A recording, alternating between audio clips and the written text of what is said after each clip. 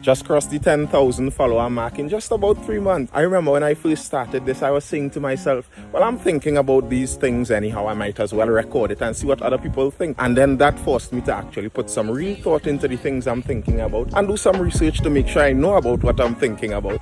And for that bit of opportunity, I'm grateful. Did you know that think and thanks come from the same root Latin word? The original idea behind thanks being something like, I'll make sure to keep thinking about the good thing you did for me, or I'll keep it in my thoughts. Ironically enough, keeping something in your thoughts is contemplating on it. The idea being that if I'm contemplating on the good thing you did for me, I'm looking for the opportunity to return the favor. About 2 months ago, someone messaged me and asked for my account number and just sent me some money. They thought about what I was doing and found it so beneficial they had to return the favor. And I'm still amazed that what is basically me forcing myself to learn and think every day is so entertaining and beneficial to so many people. If what benefits me benefits you, we both win. Thank you, 10,000. El Salvador just announced that they're now taking Bitcoin as legal tender, which means you could use it to buy things in stores and in banks, etc. And that's all around good news for Bitcoin if you knew what Bitcoin was. Think of Bitcoin as access to a cashless network where everyone has a copy of the transactions being made. And how we make a transaction is with Bitcoin. So if I wanted to buy something from you at broadcast across the network, hey, Nathan is sending 1 Bitcoin to this person, and everyone would record that transaction. And every few transactions recorded makes a block. And then each new block made is chained to the previous block, giving you a continuous history of all the transactions made, providing some security for the users and the blockchain. But probably the most useful part about Bitcoin is that no one group creates it. Unlike the US dollar, which is created by fiat. Fiat literally meaning let it be done, which is how the US government makes that dollar. The problem with that is resources aren't made by fiat. The Africans don't go to their gold mines and shout let it be done and a gold bar comes jumping out of it. So for you to go with let it be dollars and purchase actual hard labor resources is theft. The problem with large groups and organizations, whether they be governments, corporations, regional bodies, anytime a high number of people are involved, it's actually impossible to see about everyone's best interest at the same time. So anytime a corporation gets too large, it's more than likely they're only looking in statistics. So a peanut butter company would be fine with a 0.2% chance of a cockroach leg in your jar of peanut butter. But if you found the cockroach leg in your jar of peanut butter, you'd be 100% angry. The larger a machine is, the higher the likelihood that it could damage the small man as it moves, many times without even noticing. But that's not to discredit the powerful benefits of a large machine when used correctly.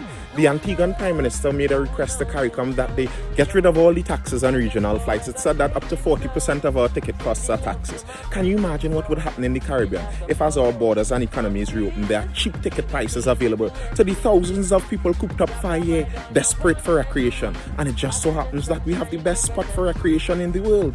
Maybe we can make the world smaller in ways that matter to us.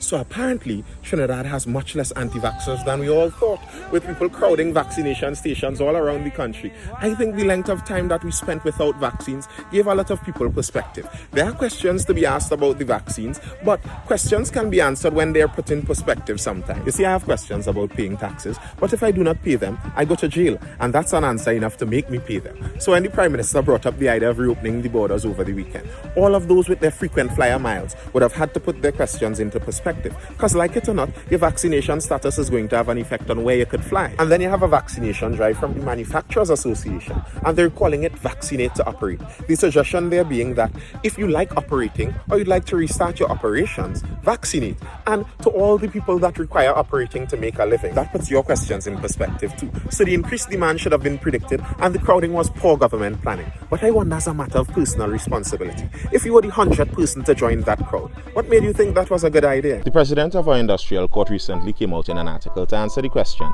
of whether an employer can force you to take this new vaccine. And first off, an employer can't force you to do anything once you could leave the job. Creating conditions for employment isn't forcing anyone to do anything. That's always been a part of work. Cannabis has been decriminalized, but if they find it in your system in some jobs, you'd lose your job. And if you say you're worried about freedoms, your freedom to not have something that you think may be dangerous to you put inside of your body. What about the freedom of the employer and the other employees to not have someone that they think may be dangerous to their health put inside of their job place? So of course an employer can determine the conditions of employment. What they can't do is change those conditions at will. So if you're already working and the conditions that you agreed to when you were hired didn't include taking some new vaccine, then according to the president of our industrial court, an employer shouldn't be able to, or at least it should be illegal for an employer to now make it mandatory, unless or until there's an agreement to change the contract. So Trinidad's regional health authorities are meeting today to start planning out a vaccination rollout system for a vaccination drive that began 3 days ago. Listen, the only time speaking an idea out there without planning it and expecting success works is for children and their birthday parties, and it only works because the parents actually do the planning. I understand that in planning there are problems that pop up, but if I told you I had a plan to meet everyone in your district over the age of 60, whose surnames began between A and E from the Alleys to the Edwards, but on the day I only sent a bus with room for 50 people, it's obvious that some people are going to be left out, and the very least you'd expect from someone who's being paid to plan something is that they'd have a solution for the most predictably obvious of problems. So when the US announced that they're going to donate 500 million Pfizer vaccines, the populations can cheer, but the planners must be aware because Pfizer vaccine requires very cold storage, and we can't wait till we have a shipment of vaccines turning warm on our airport runway to then be meeting wondering where we're going to find cold storage.